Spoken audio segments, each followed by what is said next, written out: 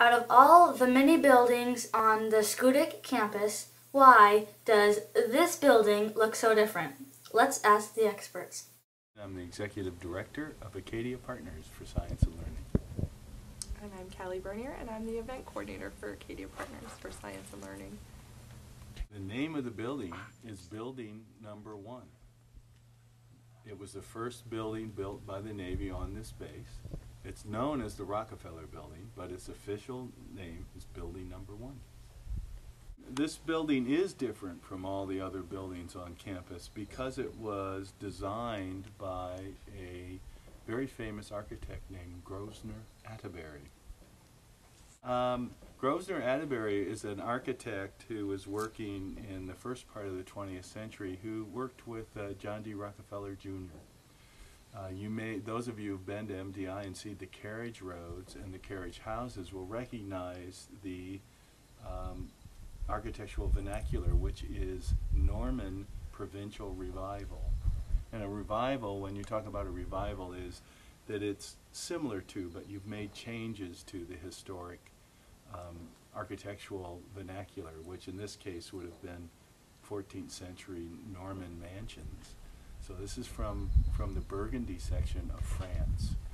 And this lovely building was built in 1934 and opened in 1935.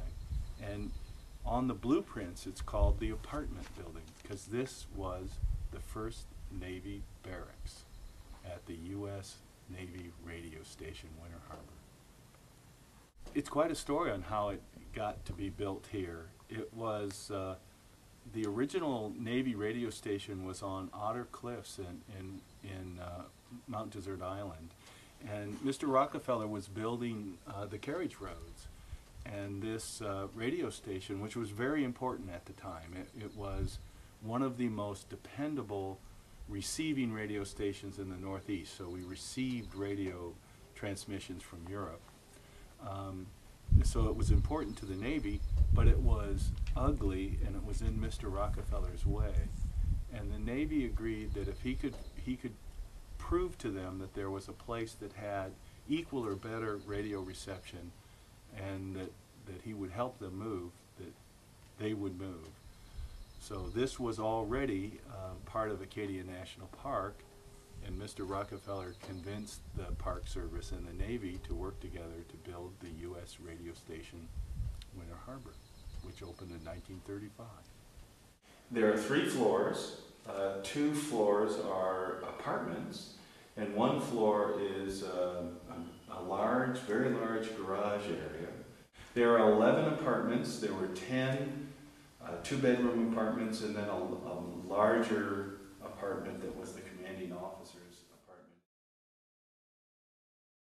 The lights. I don't know how big this is, but this must be 2,000 square feet. Well, so look at this. Steel I-beams for rafters. And then this is part of this modular system where he had these little cement slabs, and you look, they're like twisty tied together with little wire ties. The very few people to have seen it, because I don't just bring anybody up here. We're special. You are. What's in the future for the Atterbury House? What is in the future? All of that changed just a week ago when, totally unexpectedly and unsolicited, a very generous donor pledged $1 million to renovate this building. And this building is obviously the icon. It's the most visually stunning. It's historic. It's why we made it our logo. It's just gorgeous. What we'd love to do is create some place where we could welcome people and have gatherings and flow out onto this veranda and look at this gorgeous view, which will be more gorgeous because we're taking up most of this asphalt and taking down that moldy building, and we think that it'll have lodging for our scientists and for our educators. This would be a great draw. We already get world-class scientists, but I think people might be fighting to stay in this building. I zoomed in on 17. The chimneys, I never paid attention to I never before. noticed that either. I mean,